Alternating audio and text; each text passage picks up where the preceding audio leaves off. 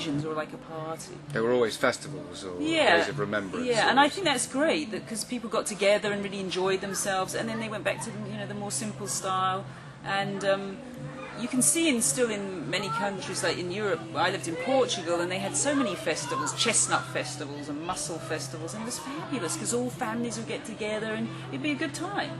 But then during the week, it'd be the very, simple, straightforward type of affair. That stability creates, a stable environment in the family. So every day, at the moment, for a lot of people, is party day. Party All party food. Yeah. Special treat food. Exactly. And that's not strengthening food. It's not really body strengthening. Exactly. Food. That's the thing. Yeah, and that's why they seem to need more of it. Right. That's what I mean. Yes, Because absolutely. and also when you get food straight from the earth, the organic living foods being foods that really in theory we could plant and they would sprout, you're getting that energy directly. It's almost like your connection to the earth. And then you use your energy when you're cooking, so you put that in, and then the energy of fire and the different cooking styles, so you make something that's really, substantial, energetic, and full of love too, which is fabulous. And it's possible, I suppose, listening to this, it's possible for people to suffer from malnutrition while being obese. Would that Absolutely, be right? absolutely. Yeah. So that's sort of a that phenomenon, overnourished, or yes, phenomenon you can notice quite easily in America and to a certain extent in England, and indeed China. China leads the way in obesity now, wow, just because of the proportion of the population, and they consume the most amount of dairy foods too. But again, because they're so many billion people, I forget which. But anyway, listen, there's something else I'd like to ask you about, and it is the changing face of macrobiotics and the changing face, or changing nature of consumption that's going on. Say, even up to 10 years ago, you could get sugar-free food, sugar-free desserts, sugar-free cookies, stuff like that. Now if you go to a store, you would be hard-pushed to find a sugar-free item. Sugar is creeping back into the diet and the macrobiotic diet as if it's okay because, for instance, it's not as powerful as LSD or something. It's not so dangerous as that. But what are your views on that, on sugar in the diet, really? Well, it's interesting you bring that up because I did go into a natural food store and I decided I'd look at every cookie that was on the shelf, and every single one had sugar in it. I couldn't find one that was like sweetened with, say, rice syrup or maple syrup. And I hate to say it, but I think it's because natural foods have become big business. And a lot of these companies will say, well, look, or supermarket chains or whatever, say, we'll put this on the shelf if you put sugar in it. But the thing is, many people go into a natural food store and they just think everything in there is okay. It's good for your health. And so they don't really look at the ingredients, and although they might be really diligent in a supermarket. But I think that whole sugar thing is a bit of a trick because, we're not coming from a background of having no sugar for many years. Actually, the sugar's always been around, and like you say, it's being snuck back in again. But it does, I don't like to think of foods as good or bad, but again, it comes to choices and, making really conscious choices again for yourself. And if, if you're having sugar every single day, it's probably a bit of an overkill. And maybe it's better to make your own cooking, or to use, some good old home cooking. I'm going to override you here. Please do. But with cooking, there's this whole thing. It's a very fast world, especially in America. And cooking traditionally was just part of life. People didn't have discussion like, well, are we going to make dinner tonight? It was just part of life. You made dinner. There wasn't an option. But, now it's like, if you say, I'm going to do a quick cooking class, and it's more than 15 minutes, people are horrified. Because, it's become a very quick thing. And actually, if you can slow down and be in the kitchen, there's a lot more to it than just even the food. It's that, being grounded, being in your body, really enjoying, the cutting of the vegetables, the whole process, and knowing that all that energy you've put in, you'll get out by seeing, family, kids, friends happy.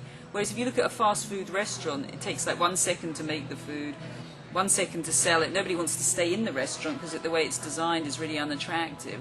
So people rush in and they rush out, but the effect is really small.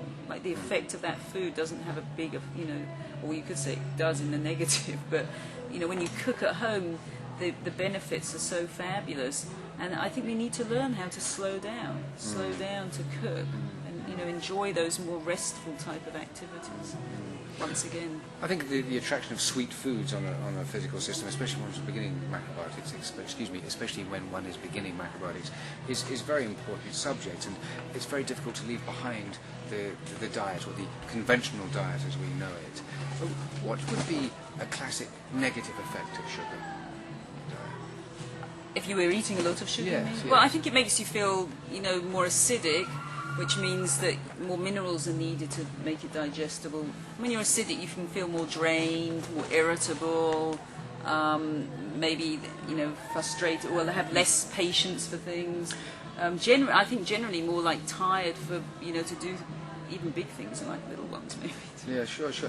Is it potentially harmful food? I mean, leading to illness, do you think? Or Yeah, it make because if your blood becomes acidic, then your immune system's not as strong, and it can lead to. I mean, I don't like to have a whole big discussion about different kinds of cancers or things, but it can lead to more serious problems, maybe with the heart, or it depends on the person, obviously, Yes. and how much you have. right, But definitely, it makes you weaker, so then you're more susceptible to different things. right. And it could be disease, or it could be accidents, or whatever it is. Right, like coordination, problems Yeah, with coordination. Okay, we're leaping right ahead now. Producer of 7 children, as they say in the theatrical world. 30 years experience. You're a cooking teacher in Philadelphia. Here you are in England. You do the Cushy Institute summer courses and various other festivals. You've taught many people who've cooked for celebrities. You've just received the Cushy Institute Lifetime Achievement Award from Michio Cushy. The Aveline Cushy. The Aveline Cushy Award, please excuse me. And so here you are at the top of your tree. What next? Good question. Well, I like to continue. I write books. So my latest book's coming out this year. It's a children's story about a carrot, actually. But I have some. I've already written some books. I do really enjoy that. What's I have that great sexual? zest for life. What's that sexual-sounding book you've just had published? Yeah, Eat Me Now. Eat Me Now. There we are. There we go. Look at that. We have to put that in. Not yeah. very macrobiotic. Or maybe very Yeah, macrobiotic, possibly, yeah. very possibly. But I have a great zest for life. I think all this good eating and good living has given me a great deal of energy. So I love being with my kids, but I also take a lot of pleasure in hiking out in nature, which I call the big battery of life, because I think that's where you really get to recharge your energy. I paint a lot. As I said, I also give massage, actually. I turn my hand. I'm a sort of Jill of all trades, but hopefully quite good at some of them. Yeah. But the kids are a lot of fun. They're very motivated, and I think raising kids on this whole organic living foods type of lifestyle really gives them that inner strength, like a foundation. And so they're very adventurous about life and really have that motivation to sort of go forward. It's the best thing you could do for a child, really, is to build a body on whole, solid foods. Yeah, I think so. natural And then, foods. of course, give them the freedom to make their own choices. Which they will, and Yeah. it'll be very diverse Yeah. and very different Exactly. from what you wished for. Oh, yeah. Yes, absolutely, but that's their choice, and at least they had the foundations put in place. And they think mum's mad. Absolutely, yeah. Melanie Waxman, formerly Mel B. Thank you very much. Very good.